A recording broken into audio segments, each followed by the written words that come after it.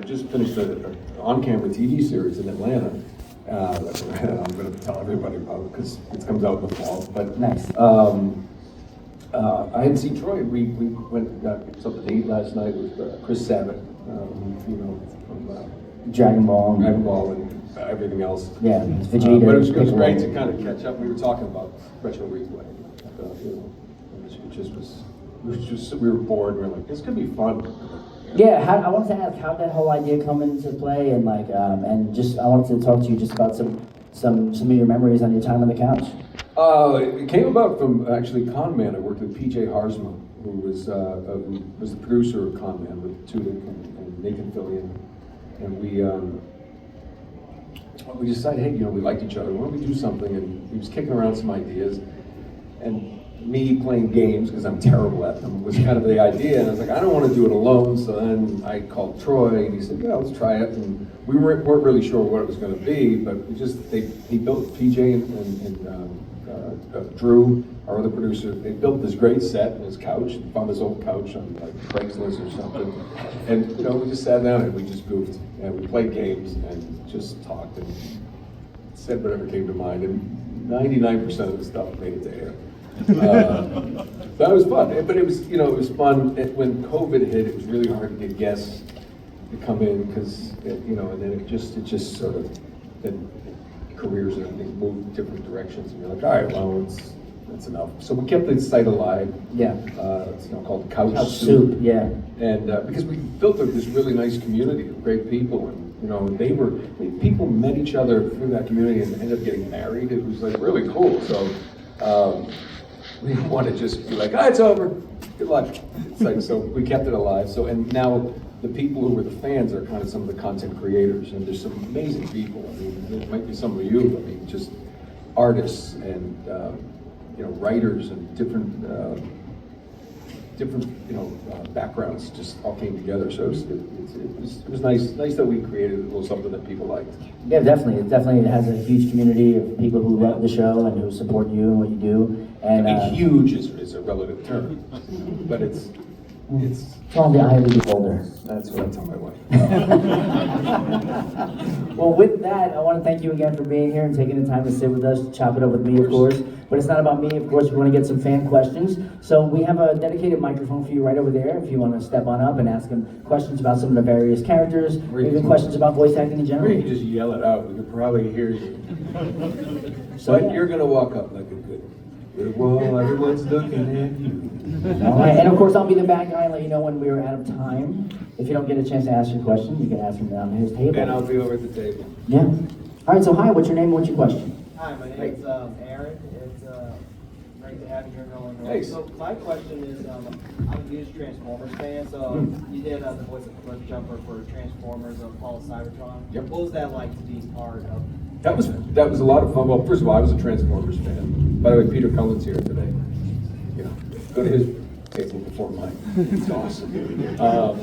So we did Fall of Cybertron. I loved the Transformers. I just thought it was always cool, and to get to be part of a franchise like that. The same thing like Teenage Mutant Ninja Turtles when I did that film. It was great. I got to be Raphael. I get to say that for the rest of my life. But Cliff Jumper was the first time. The cool thing about that was actually the first time Troy and I actually worked in the booth together on a game, because he played jazz, and they did all the jazz and Cliff Jumper levels together. So that was what made that one special for me. And then I know you're talking about the game, but Transformers Prime was it was amazing. Sorry, I'm not, my nose is running because of allergies. I'm not like some cokehead. I'd be way more excited. Let's talk about it. But I'm old and there's hair in my nose and stuff. Pollen gets in there. It's awful. Where was I? Transformers Prime. I got to go in a room every Wednesday, and to my left was Kevin Michael Richmond and Peter Cullen and Frank Welker, Darren Norris, Steve Bloom, all my friends. And I remember that my favorite story is it was one of my first days, and I had this line where I'm play Smokescreen. I'm like, come on, Optimus, what are we gonna do? And looking at you got your headphones on, glasses over there with and you're looking at your scripts. What are we gonna do? And under my headphones, I just hear, Autobots roll out. And I went, ah! And they went, okay, let's do it again. Can you not do that? Can you roll out? I'm like, I'm sorry. Peter's like, ah. And it was Kevin Mike Richardson again. It happens to me every time. I completely get goosebumps. He said it. He said it. The guy was right there. So I love anything I get to do with Transformers is it's just magical. And by the way, I'm doing a new Transformers, the new one. I don't know the name of it. Alan Tudyk is Optimus Prime Nice. in this thing, and I play Swindle and hot top dogs like this. And Swindle. It's kind of like Joe Pesci meets James Gandolfini. I love the hookers. Hey, I got it a bit. Thank you so much. can't say hookers. Thank you so much. I said hookers. It's 5 o'clock somewhere. Yeah, thank you. Thank you. Good catch. You got it. Hey, Nate. Well done. Thank you. Well done. Way to represent. No blood, no bruising. No blood. Early in the game, I guess. Obviously, no gun. Well, you don't Yeah. need that. Just break necks. Of course. So, hi, my name is also Aaron. Hey. So, I was thinking recently in Suicide Squad, Kill the Justice League, you got to voice both the Penguin and Superman. Yeah. So, my question is, how fun is it to voice multiple characters in multiple roles and games Oh, and yeah. stuff like that? It's the best. It's what makes it fun. You know, like anything that I've gotten to do on camera, and anybody will tell you, you know, you're kind of what you look like. You know, it's very rare that, you know, that they'll let you change unless you've gotten to a certain level. But I always joke, I'm like Dr. Cop Lawyer. I'm like that face and that look. It's like, I did an episode of HBO's Big Love years ago, and I got to work with Harry Dean Stanton. It was really cool, and it was the worst audition I'd ever done in my life. And I was talking to the producer today. God, I said, I can't believe I'm here. It was so bad. He goes, oh, we knew you were it when you walked in. You look like a Mormon lawyer. I was like, thanks. In voiceover, though, it's different because, I mean, I played a Viking beaver on a stage. I mean, I've done cat noises. I mean, you get to do all these things. One of my favorite things to do is like for a game, I know that, you know, I'm going to reprise the Penguin. And I've done Superman. They wanted evil Superman, so they know that's kind of in my range. But one of my favorites now is like when I do Rick and Morty. I don't audition. That's nice. They know me, and they just like, I have a few set characters, like the vice president, different things, but they know that we'll just get Nolan to do these things. And sometimes I have no idea what I'm going to do. And they, oh, we got 3 characters for you today. So this guy does this, and what do you think? What he sounds like? I'm like, well, why don't we try? And we find it literally in the session. And it's so much fun. It's like sitting with your friends going, hey, what is that? What does that sound like? What is younger? And what, you know, you do so it's kind of like, it's one of my favorite things is actually finding the voice like that, especially for small roles. You know, it might be just, and a lot of times it's just a slight variation of my own voice.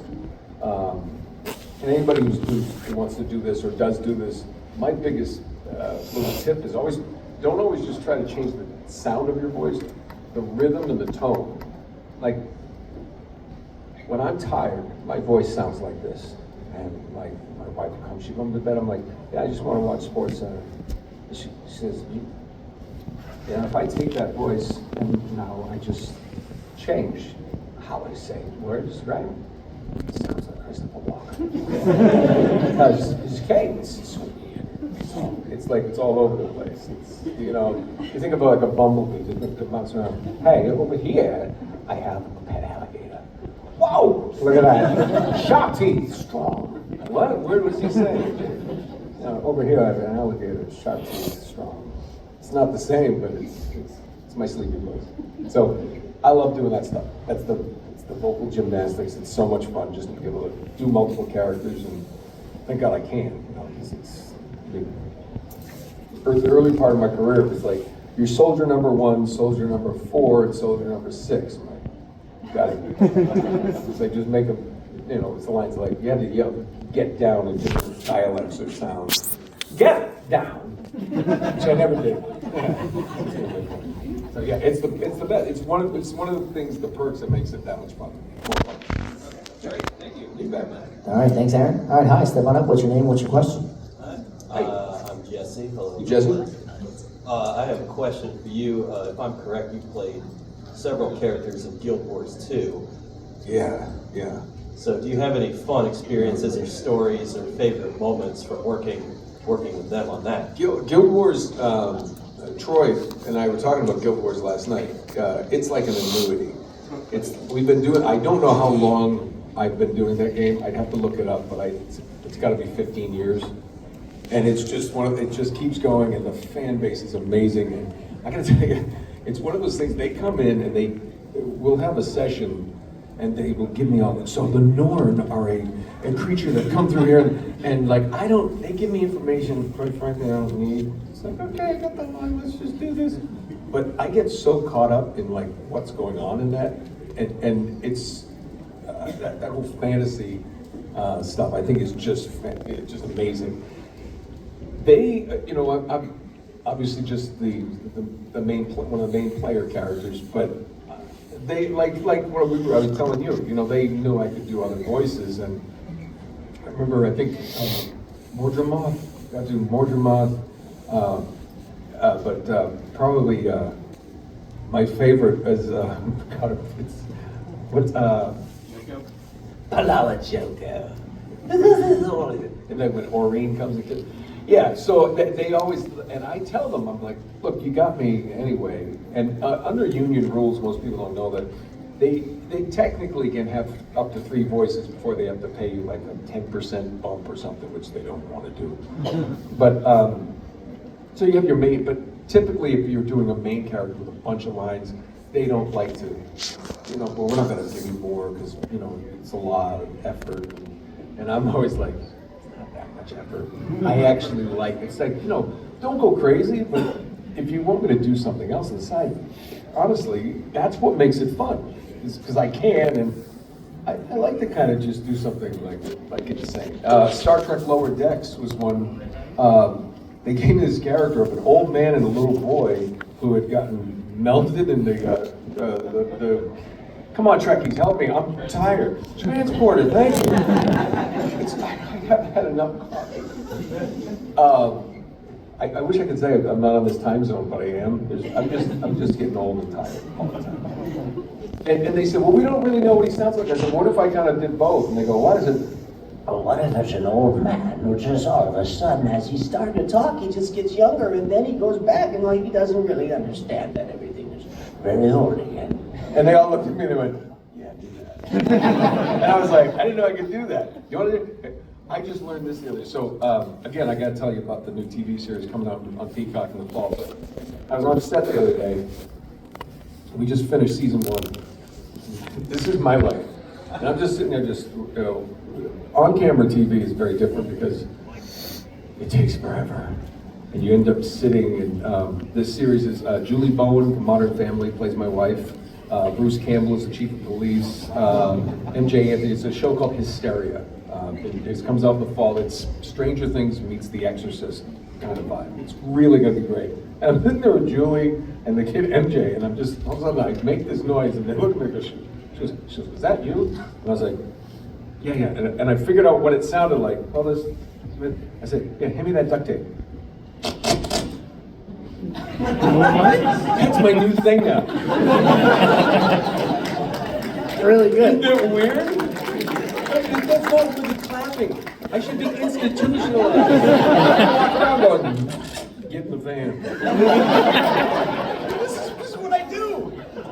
I can do duct tape. I don't know if it'll make me money. I told my wife the other day, she said, I really need you to do this. She's like, it's not funny anymore. She got the trash, I'm like, why? Isn't that great? It's also going to be a Geiger kind of one.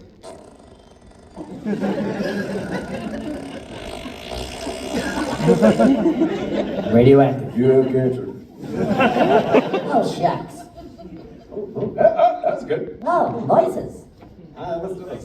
So yeah, I don't even know what your question was. All right, hi, what's your name? What's your question?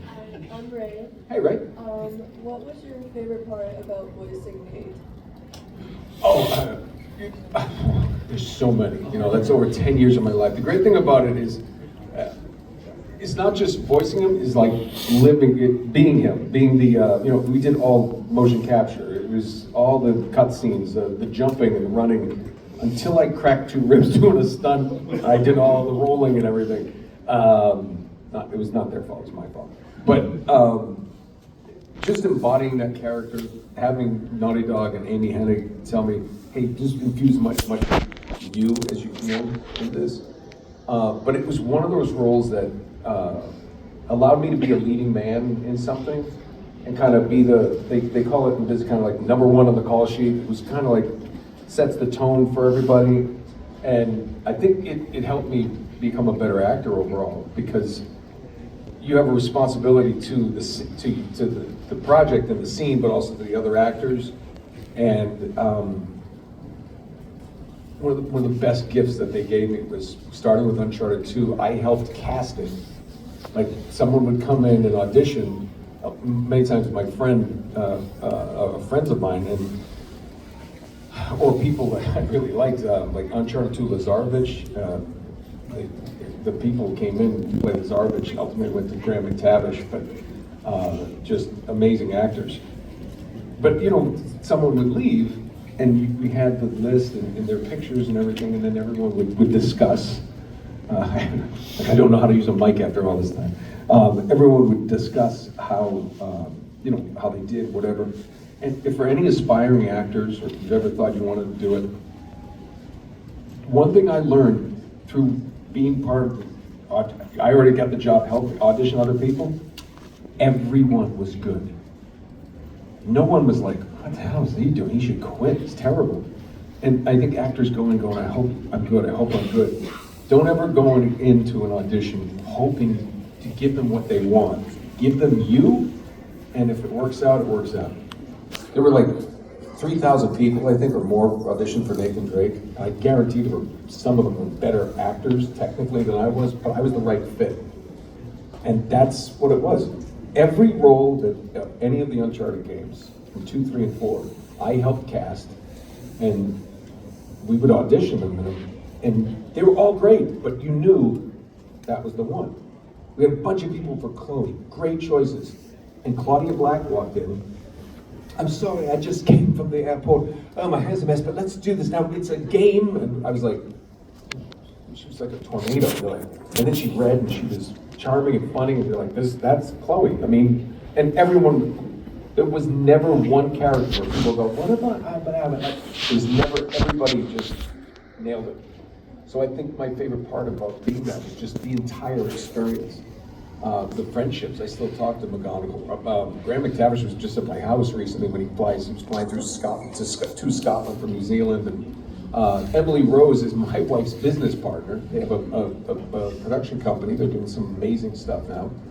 So I think it's just the friendships and everything.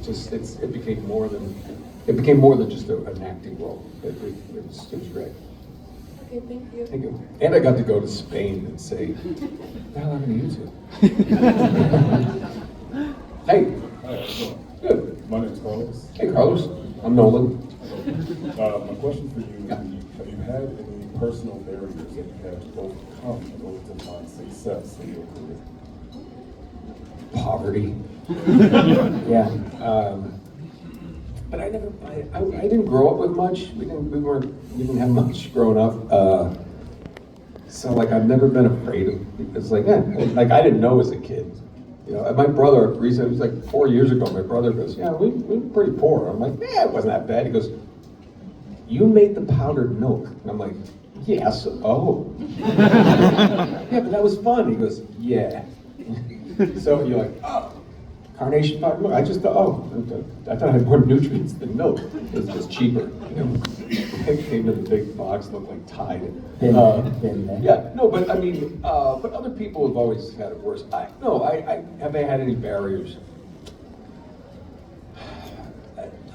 I never looked at it that way, and I don't think I did. I mean, I think you know, there are a lot of people that you would think would support you, in chasing a dream, or I didn't even think I was chasing a dream. I had done a bunch of other things. People say, how'd you become an actor? It's a process of elimination. It was like, I did jobs. I was actually on my way as a news reporter in New York, and I was starting to do it I did it for a year, and an agency signed me, and it was the most depressing thing I've ever done. I thought I'd be at Sports Center. That's what my degrees were in, and I go to Sports Center and be, charming and funny with a tie, and do all my stuff. But then I ended up in New Jersey, and it was Jersey City house fires, and someone shot in Newark or Parsippany. It was just, everything was just, if it bleeds, it leads. It was the beginning of the horror show we watch now in the news. It's just garbage. So I didn't like it, and I just thought to myself, I'd rather be broke and happy than. I actually had like 3 jobs. I was painting houses and bartending at 2 different places, waitering at one and bartending. I was making more money than I was doing in my career. So I was making money, and I didn't have any. I was lucky. I was young enough where I didn't have enough. I didn't have any for kids or anything like that. So I was just I never needed much to get by. So like I don't measure success by like financial, because that's something if you change. There's a lot easier ways to make money. Trust me, than this. And there's a great quote somebody said. Only do this if you can't do anything else. And you got to think deeper. It's like, well, I can do other things. It's like, yeah, but if you can't, like somebody asked me, like, what would you do if you weren't doing this? I'm like, I have no idea. I know I could get by. You can always make money. You can always make a living, but like to be able to do something you love, that's the key to success. And I don't care if you're a plumber. Like I know an electrician, buddy of mine. He loves his job, and he has a company. He's got people working for him, but he really loves helping people out, figuring out. He said, "Yeah, he spent 20 minutes on a story at dinner. He said, we had this wiring problem, so we had to get through the studs. So I get this drill bit. I never seen one along." And he telling the story. He was so excited.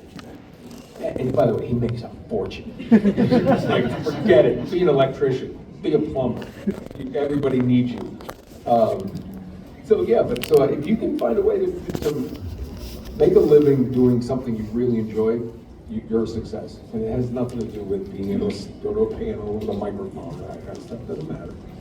My brother is successful. He's a baseball coach. Coached college. Could have probably gone to the pros. It's actually a sweet story. Could have probably gone to the pros. Ended up taking over a high school program in Florida. Won a state championship. He's revered by the parents for years now, and his own son, my nephew, is now the assistant hitting coach for the Tampa Rays.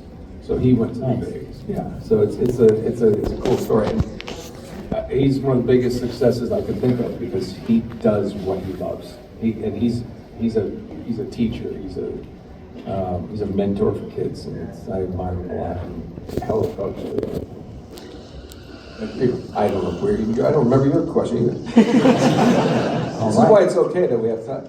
Don't. But he's gonna say home. Yes, he's gonna raise it. There we go. There you go. No, thank you. I feel bad. People are over there bending over. I got a question. I'll try to go. I don't know how big that line is, but I'll try to go a little quicker. Yeah, we got about 10 minutes left, so. Really? That's it? Just about, yeah. All right, I'll try to be quick. Hi, I'm Hi. Nolan. Hey. We all know that Deadpool is a very unfiltered character. Best, isn't he? Sort of. What's the most ridiculous line you've ever had to say for a script? Like a line that made you step back after recording, like. One that I made up. In the Deadpool video game, if you don't know, Deadpool makes a video game, and he's always breaking the fourth wall. And I just looked at them and I just said, well, what if he calls me? And they were like, what? I said, what if I call me? I mean, I said, I know I do a lot of games. Wouldn't he call me? And they're like, yeah, what does that sound like? I'm like, I don't know, just roll. And they roll, and I just, hey, Nolan, it's Deadpool. How are you, buddy? Oh, hey, what's going on? Yeah, I'm making a video game, blah, blah, blah. And so I really want you to, oh, listen, you got to go to my agency. Yeah, but, we're buddies. I figured I'd call you. We can do something. Like, listen, I really can't do this. I don't negotiate my own contracts. Then we say, yeah, well, fuck you, Nolan. And they all went, can we use that? I'm like, oh yeah, you use that.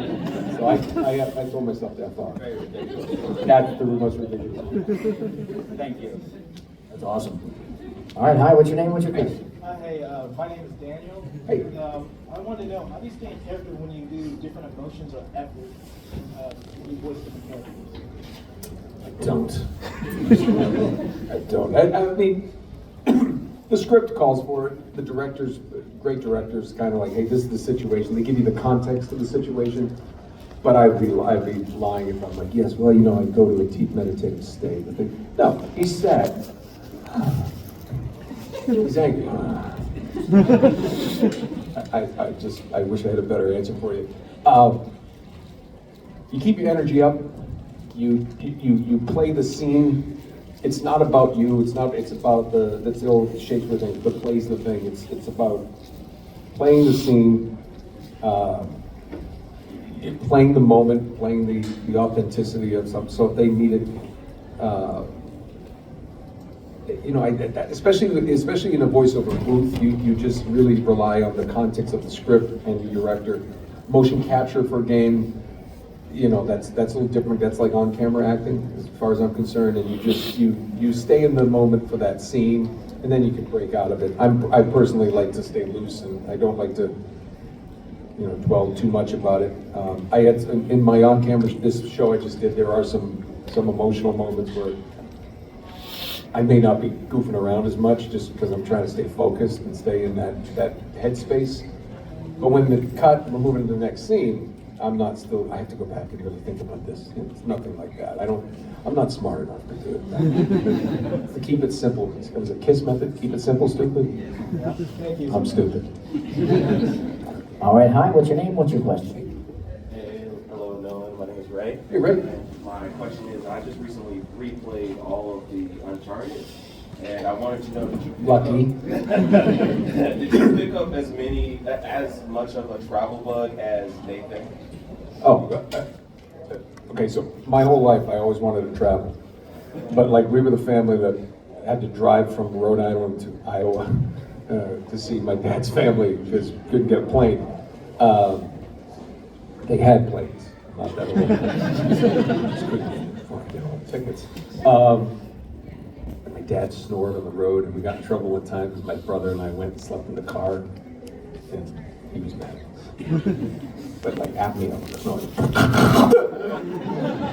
someone's choking Dad. It's not Mom. I told somebody the other day, I think because of Nathan Drake, I have traveled more than Nathan Drake because of him.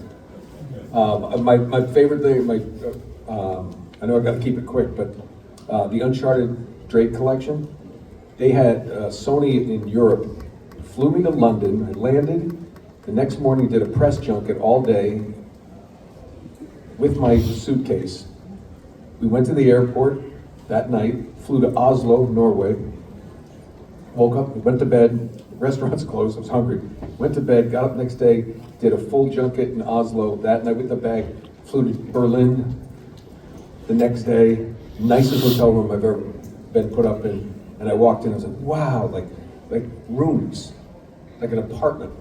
And I walked right in the bathroom, right to the bedroom, went to sleep, took a shower, got up the next day, I got a banana off the fruit bowl of this thing, and I was like, I wish I could have stayed here longer. Literally saw nothing.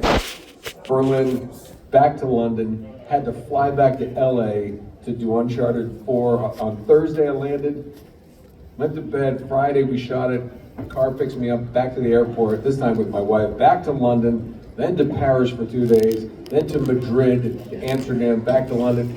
It was all like in 10 days. I was like, where am I? And it was like, but it was the coolest experience.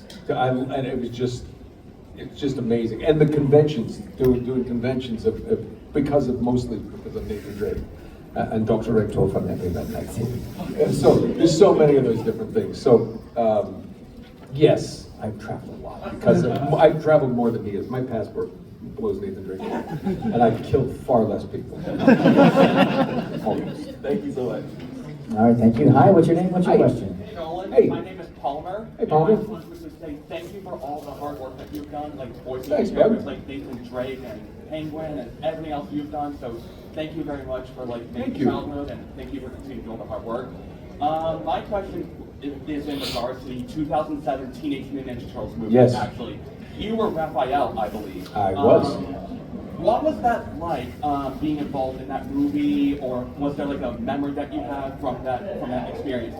Yeah, it was a thrill actually, because it was me, James Arnold Taylor, Mikey Kelly, and Mitchell Whitfield, and they felt like we want to get the right voices for these characters, but we don't want to throw celebrities for celebrity's sake, because the turtles themselves were celebrities, but in their own right, and it was a great experience. I mean, it was my kids were right at that age where they loved the turtles. And my favorite part of the whole thing was I got to play a guy I knew in high school. It's just a guy talked like this. Hey, did you do your algebra homework? I didn't get it, and that just became Raphael. It just totally. And I saw him 10 years ago. He's like, "Hey, that movie, were you doing me?" I was like, "Absolutely." He goes, "Yeah, that's cool." So I'm like a turtle. Yeah, he goes, "That's cool." It's like when you and Leo are like fighting it out when Leo. Who says I want to be led? Yeah. I remember. Night Watcher was cool. He was the best. Thank you so much for your question. All right, last two questions here. Hi, what's your name? What's your question? Hello, my name is Rylan. Hi, Rylan. Wow. I step up and it's a real. Oh, Nice. You know, in the script it was oh shit, but I say oh crap. That's how it became. it's iconic. It is. You're iconic. Well. Thank you so much again. But my question is, what's it like to feel to have that really privileged ability to work with such amazing people over so many different projects, such as Richard McGonigal, Emily Rose? Like, how is that you're able to work with the same people for so long? It's the people always say, "What is your favorite Uncharted?" And I'm like, "I love 2." Well, 4 was great. I'm like, I don't like 4 because it was the last one. And it's everyone says, "There's gonna be a 5." I'm like, if there is, I don't know about it. And they're like, "Well, you have NDAs." I'm like, I really don't know. I really doubt it.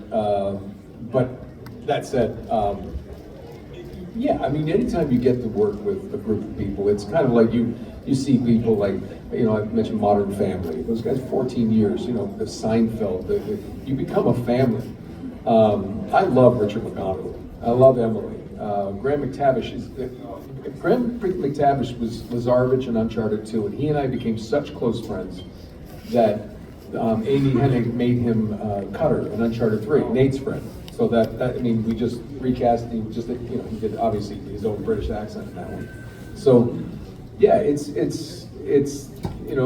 any business, if you get to work with your friends, you're winning. So these are people who became fast friends. Now they're lifelong friends. And it's great memories. So it was the job of a lifetime. I mean, it really was. And it's helped create so many other things for me, so many other opportunities. I walked in. If you have a lightsaber, we're fighting. Well, it's like.